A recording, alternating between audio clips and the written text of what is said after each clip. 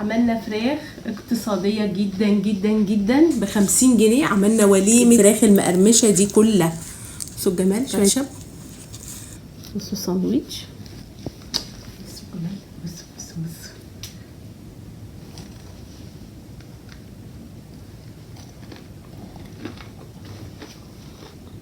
كمان القرمشة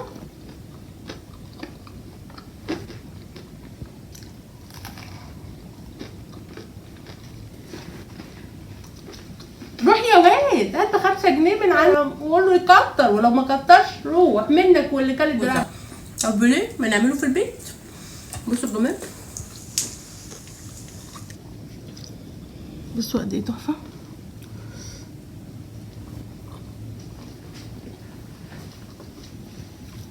اومليت صيامي. يعني ايه اومليت صيامي لمين؟ انا بقى عايزاكم تسمعوا القرمشه.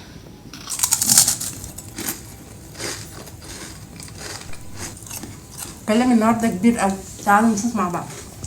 بصي يا ست الكل، معانا اول حاجه على حله على البوتاجاز، حطينا فيها ميه، الميه تغلي هنحط عليها شويه كمون وشويه ملح. الملح والكمون على حسب الكميات. هنعمل النهارده قرنبيط بطريقه حلوه جدا جدا، هيبقى شبيه للفراخ المقرمشه، تحفه واحلى والله من الفراخ 100 مره. ازاي تنقي قرنبيطه كويس؟ هتروحي عند الراجل بتاع القرنبيط، تجيبي القرنبيطه اللي تكون مدوره وتمسكيها تلاقيها تقيله. لما تمسكيها كده وتلاقيها تقيله بتبقى مليانه وردات كتير. طيب نبتدي نفرغ الوردات دي ازاي؟ انا جبت طبعا القرنبيطه، بخلي الراجل يقطع لي الراس بتاعتها. بجيبها الاول بغسلها تحت الحنفيه كويس قوي قوي قوي. نغسل القرنبيطه الاول تحت الحنفيه، وبعد كده ببتدي بالسكينه اسلك الوردات. هو يعني اول ما بنشيل اول وردتين كده اهوت بيبتدي بقيه الوردات تتسلك بمنتهى السهوله. انا مبطئه الحته دي في الفيديو علشان اوريكم الوردات ان هي مش صعبه ولا اي حاجه خالص. بصي اهو بطرف السكينه وابتدي تسلكي ورده ورده كده وبتتسلك بسهوله. القرنبيطه بتعمل كميه مهوله، يعني ما تستهونيش بيها، قرنبيطه صغنونه لكن بتعمل كميه. خلاص كده فسلكنا الوردات كلها. هناخد طبعا القرنبيطه نحطها في الحله اللي هي عليها الميه المغليه، اللي هي فيها الميه المغليه دهيت. الغرض ان احنا نحط كمون علشان القرنبيط بيعمل انتفاخات وغازات وانتوا عارفين بقى كده. فالكمون حلو. هنسيب بقى القرنبيطه تتسلق. هنعمل حاجه حلوه كلنا بنشتريها من الشارع، يعني تروحي تجيبي طعميه لازم تجيبي من الراجل ب5 جنيه ب10 جنيه شويه بتنجان مخلل او فلفل مخلل. طب وليه؟ انتي بال10 جنيه تقدري تعملي قد كده. يعني ما تشتريش الحاجات دي من المطاعم، يعني حرام والله فيها الفلوس، غالية قوي على الفاضي. طبعا انا كان عندي بتنجانية في التلاجة ميتة زي ما انتوا شايفين كده اهوت، خدتها طبعا قشرتها عشان قشرها دبلان. لكن لو البتنجانية عندك صبحة تقدري تعمليها بقشرها مفيش مشكلة. اخدها طبعا اقطعها مكعبات زي ما حضرتك شايفه كده اهوت. عايزه اقول لك البتنجانيه دي هتعمل لي طبق قد كده، هديها رشه شويه ملح خشن كده اهوت واسيبها مثلا قيمه 10 دقايق.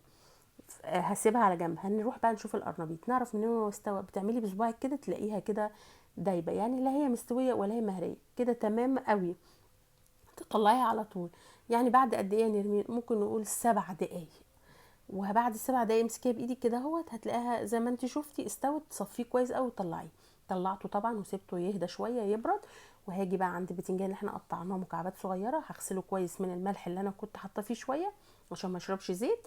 ومعايا كام قرن فلفل بارد على حامي، يعني انا لميت الفلفل اللي في التلاجة، قرن فلفل دبلان زي كده، اي فلفل. يعني هو المطعم هيحط لك فلفل لسه جاي دلوقتي طازه، اي حاجه عندهم بيلموها. طبعا احنا حطينا اي حاجه عندنا في التلاجة لكن اي حاجه سليمه مش بايظه. طبعا قطعته القرن الفلفل على 3 كده اهوت او 2، او يعني قطعي زي ما تحبي التقطيع اللي تحبيها. شويه زيت صغنونه جدا جدا في ارضيه الطاسه، وشوحت فيهم الفلفل وشوحت فيهم البتنجان. عايزه اقول لك مكملتش 10 دقايق وطلعتهم. هاجي بقى اجيب كام طماطمايه، نص كيلو مثلا من الطماطم، وهقطع. انا بحب اقشر الطماطم، هقشره واقطعه كارو كده اهوت صغير اهو. عايزه اقول لك ما كملش طبق تحفه، وبنشتريه من الشارع. يعني نقف على المطعم تجيبيه. ليه تقفي على المطعم تجيبيه، او تبعتي ابنك او تبعتي بنتك او انت شخصيا تقفي تجيبيه؟ يعني ليه؟ غالي، انا شايفه ان هو غالي جدا جدا على الفاضي. اعمليه في بيتك واحفظيه في علبه من اللي بنحفظ بيها الاكل في التلاجة وشيليه. عامله بقى سمك، عامله ملوخيه، عامله باميه، عامله قرنبيط، طلعي شويه في طبق. خلصنا كده قلينا كله في نفس الطاسه اللي فيها شويه الزيت الصغنونه، بصوا قد كده في ارضيه الطاسه. معنا 3 4 فصوص من الثوم، هرسناهم كويس قوي وهنديهم تشويحه كده، مش هنحرق الثوم، هنديله تشويحه زي ما حضرتك شايفه اللون ده. وهنزل عليه بالطماطم اللي انا قطعتها كاروس صغير، هدي الطماطم تشويحه. وبعد كده هجيب ليمونه حلوه كده واعصرها.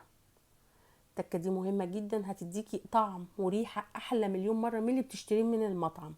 يعني ليه؟ ولو حابه تاكلي طعميه برضه اعملي طعميه في بيتك، يعني انا هعمل معاكم الطعميه بطريقه سهله جدا. هنجيب بقى معلقتين حلوين كده اهوت من الخل اهو. شميلي بقى الريحه، والله تحفه، يضرب بتاع الشارع 100 مره. يا جماعه الحاجات بقى مبالغ في اسعارها جدا في الشارع، ما نشتريهاش. يعني نعمل في بيتنا، بالذات لو ربنا مدينا الفرصه ان احنا نعمل. طبعا هنحط شويه كمون، هنحط شويه بابريكا علشان تعزز اللون. وبعد ما الطماطم بتاعتنا تنشف شويه، تغلي غلوتين 3 كده اهوت مالي، انا مش عايزاها تنشف من الصوص اللي فيها، تغلي غلوتين 3. ظبطي بقى ملحك حسب رغبتك. وانزلي بقى بالبتنجان اللي احنا بتنجانيه، ومثلا بتاع ربع كيلو من الفلفل. وعملنا طبق قد كده، هقلب كله في بعضه. ظبطي ملحك ونسيبهم بقى يغلوا شويتين 3 كده اهوت، ياخدوا من طعم وريحه بعضهم. انا سايباهم يغلوا على البوتاجاز. نيجي بقى عند القرنبيطه بعد ما بردت بجيب القرنبيطه بقى، بيبقى فيه كده فوق الحاجات القشور اللي انا بقشرها دهيت، دي مش بتخلي الكفر يلزق على القرنبيطه من فوق، فانا بحب اشيلها اهو. نشيلها كده. الفتافيت الصغنونه اللي بتقع دي احنا مش هنرميها، هتشوفوا دلوقتي هنعمل بيها برضو وصفه حلوه جدا جدا. بصوا بقى القرنبيطه دي كبيره، يعني الحته اللي في ايدي كبيره، فانا عايزه اقطعها 3. فطبعا لو الوردة اللي في ايدك كبيرة تقدري تقطعيها 2، تقدري تقطعيها 3. عشان كده بقولك القرنبيطة هتعمل عدد معاكي اهو. بصي دي قطعتها 2 كده، وردة صغنونة فقطعتها 2، بقت بالمنظر ده كده يعني. ونعمل الكمية كلها لحد ما نخلص. نيجي بقى معانا طبقين، هنحط فيه طبق هنحط فيه كزبرة، نفس التوابل اللي هنحطها في الطبق ده هنحطها في الطبق التاني. كزبرة ناشفة، كمون، بودرة ثوم، بودرة بصل. والكميات طبعا على حسب الكميه اللي هتعمليها. لو قرنبيطه بتحطي من كل حاجه ربع معلقه صغنونه، وبرده ربع معلقه صغنونه بابريكا، وسنه كده طرطوفه زعفران هنا وهنا. الزعفران بيدي اللون الاصفر اللي بتحسي ان انت حاطه بيض. طيب لو انت عايزه تحطي كركم اوريدي حطي كركم، لكن انا بحس ان الكركم بيكرف سيكه على الاكل، فانا شخصيا مش بحب احط كركم. والزعفران كمان رخيص، يعني الكركم غالي والزعفران رخيص. هو الفكره برضو مش فكره غالي ورخيص قد ما فكره ان هو تحس انه بيكرف سيكه كده. ومعانا كام فص توم مهروسين. الكام فص توم مهروسين دول هنعمل خليط سايل، فهم هيبقوا في الطبق اللي فيه الخليط السايل. لكن الطبق اللي فيه الخليط اللي هو الدقيق ده مش هنحط فيه توم مفروم، هنحط فيه توم باودر. ومعانا معلقتين كبار من النشا، ومثلا كام بقى معلقه دقيق عشان ده الكفر اللي هيبقى بره للقرنبيطه. انا طبعا حسيت ان الطبق الاخضر ده صغنن ان انا احط فيه خليط سائل، فجبت طبق كبير ونقلت فيه. هحط فيه 3 معالق كبار بمعلقه الدقيق، وهحط عليه ظرف كامل من البيكنج باودر. البيكنج باودر مش بيخلي الخليط مكتوم، بيخليه نافش وبيدي قرمشه، يعني كراست حلو كده اهوت. وكمان مش بيخليه يشرب زيت. هجيب طبعا شويه ميه، مثلا قيمه 3 كوبايات ميه كبار بالمج اللي هو بتاع الشاي، كبار ميه، واقلبهم كويس جدا. ظبطي بقى ملحك في المرحله دي، لو حابه تحطي شطه حطي. وهنخليه خليط سايل، مش عايزينه تقيل، احنا عايزينه سايل. هنقلب كويس. وبعد كده بقى هنجيب القرنبيطه نحطها في الخليط السايل، وبعدين نرجع نحطها في الخليط اللي هو الدقيق بالنشا. ومش بنكتب.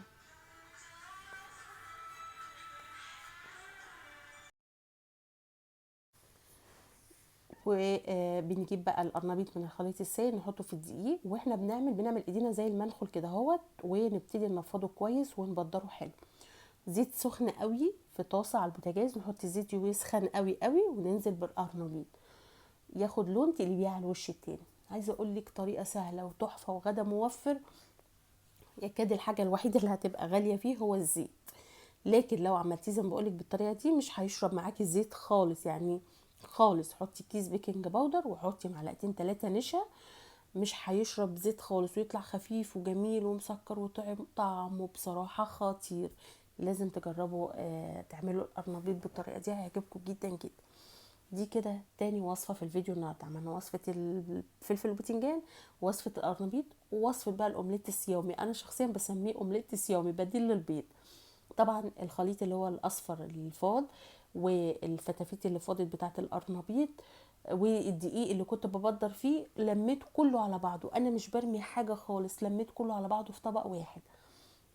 قلبته كويس، حسيت ان هو سايل، حطيت عليه معلقتين دقيق وسنه ملح وقلبته كويس قوي، وبقى عملته الفطاير القمر دي، مش بتفك في الطاسه ولا اي حاجه خالص. بصي بنجيب شويه نحطهم كده اهوت، وببتدي افرده.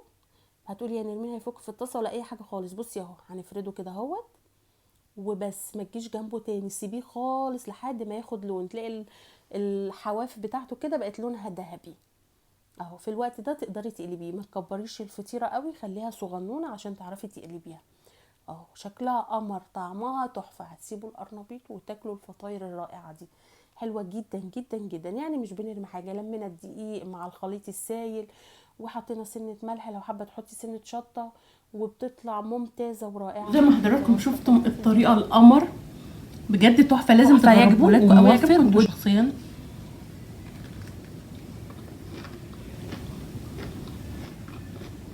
ولا ده بقى دايما تروحوا بلاقي ستات واقفه على المطعم ده ادينا بخمس.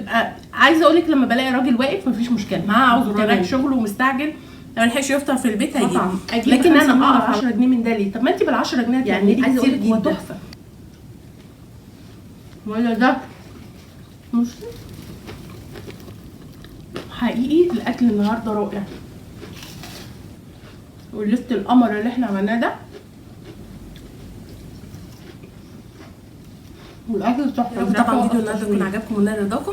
اذا فيديو النهارده عجبكم اعملوا له شير كتير فطاير القرنبيط دي، وقولوا لولادكم حلوه جدا. عايزه اقول لك تحفه والله، احلى من البيض 100 مره. انا بحلف بالله لان هي مغذيه جدا. بصي القرنبيط احنا عارفين ان هو مغذي جدا.